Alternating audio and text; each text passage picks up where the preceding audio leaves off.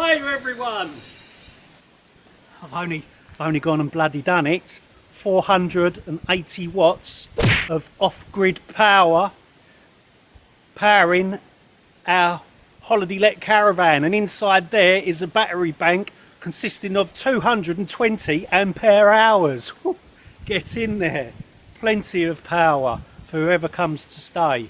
And I'm just busy fitting like equipment like this, battery operated equipment, and this just tells the time, inside temperature, outside temperature, and it tells you the battery voltage. Things like this are going on the wall just to finish it off and give it that lovely little touch inside. Yeah, have you noticed that there's a group of people going around? They're very similar to my age, and they tend to be tighter than a camel's chuff in a sandstorm. And they're wearing their DIY sanding masks as COVID masks. I'm one of them people. Right, this video is not about the solar panels. It's not about my battery operated equipment and the masks that I wear. Hold up, battery operated equipment and masks. That sounds like I'm into something that I'm not really into. You know what I mean? Can we redo that? If we retake that, because that sounds a bit off. We can't retake it. Right. So it's not about this. It's about the positioning of a small holding and the positioning of all of the things within the small holding.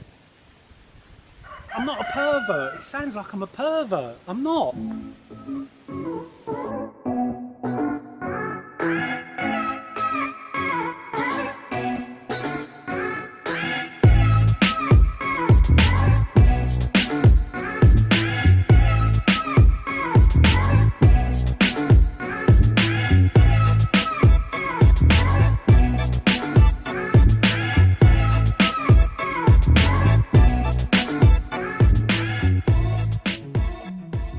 Now, in this video, basically whatever I say you just take with a pinch of salt. You've got your own mind, haven't you? And you've got your own thoughts, and that's an excellent thing to have. You don't have to follow me or my advice. You just do what's best for you. Okay, let's get on with the video. So when we were searching for a property, we soon found out that if you go onto like property sites specially designed for small holdings, they tended to inflate the prices a bit. So we just stuck to Rightmove and looked for properties with land. Once we'd found the property that we liked, we came and viewed it, and we checked the soil, because the last thing we wanted was clay. You can overcome growing in clay, and that's by doing raised beds, but you don't really want a small holding that's just consists of clay. Not good drainage or anything really, and you can't really grow much in clay. The next thing we done was I went onto a website which it's like fire tree flood maps. Here's a link here, and you can see what it looks like here. And what we done is we simulated flood conditions, because you don't really want to be owning a property that's going to be in risk of flooding, especially if this is the last sort of property you feel that you're ever going to buy, and it's like your forever home. You've got to realise that probably in like 20-30 years time sea levels will be rising. That's a definite. That ain't going to go away, and you don't want your property flooding in the future, do you? So fire tree maps, check them out, flood maps on Fire Tree. So this has been filmed over a few days. I normally keep the same jumper on for continuity, but sod continuity this time. So our herb bed is kept outside our kitchen door. The herb bed's looking a bit sorry for itself, but here's what it looks like in its peak this year. And yeah, you can just come out of the kitchen door, pick what you want, take it straight indoors. So yeah, cockerel, So it just makes sense, doesn't it, to have your herb garden right outside your kitchen door for ease of access. Now, we have chose to have our vegetable beds around the house, or the majority of them. We've got a patch over there away from the house, but the majority of the veg is grown around the house.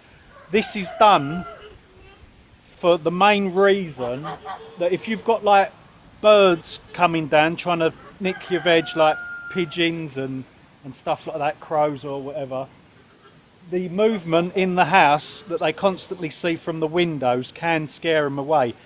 And think about it, especially if you're growing strawberries, they're like a prime target, aren't they, for birds? So if you grow your strawberries near your house, they're less likely to get eaten. And the same goes, we've got a cherry tree right over the back in the corner, and then every year them cherries just literally get devastated by the pigeons. So look, I've planted a cherry tree right close to the house, and this year we've got a lot of cherries on that and they didn't get stolen. So the bees are situated right over the back there, away from the house, and they're facing a southerly direction, facing south, which is very important because then they can get the late winter sun to keep the hives warmer. But also, look, we'll get over there and we'll continue the chat.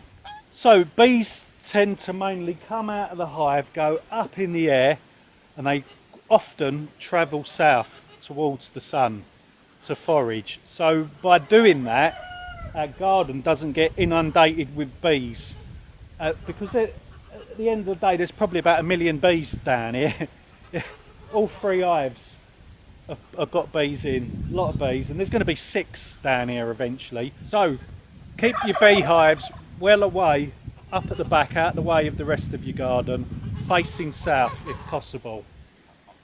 Let's go on to the polytunnel.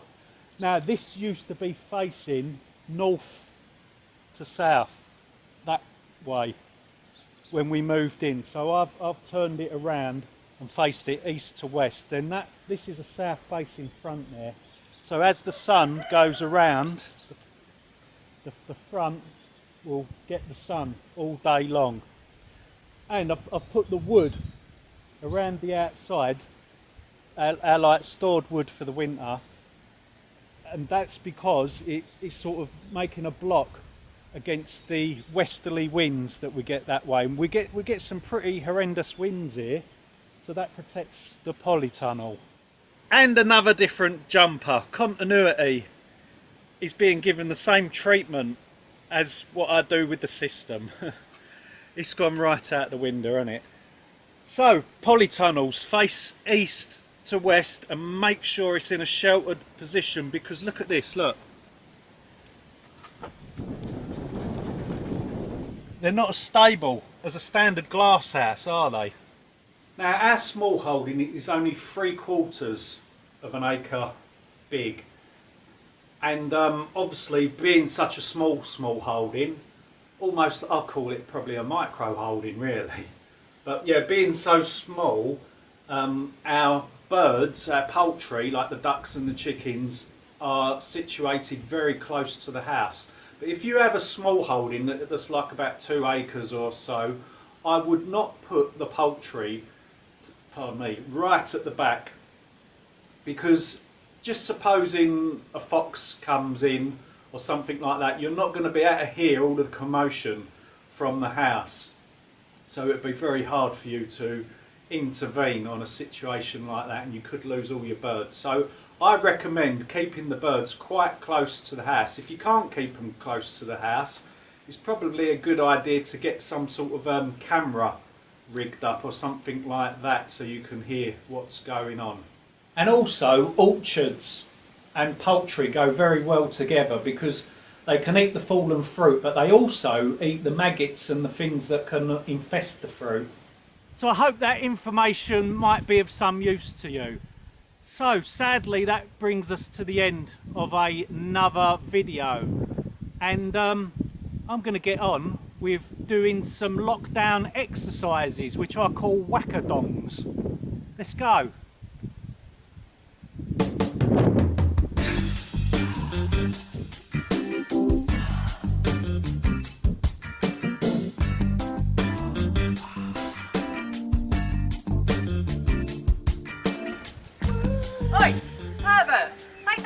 mask off and come in for a cuppa. It's not a gimp mask, it protects me. It protects my face from my whack-a-dog.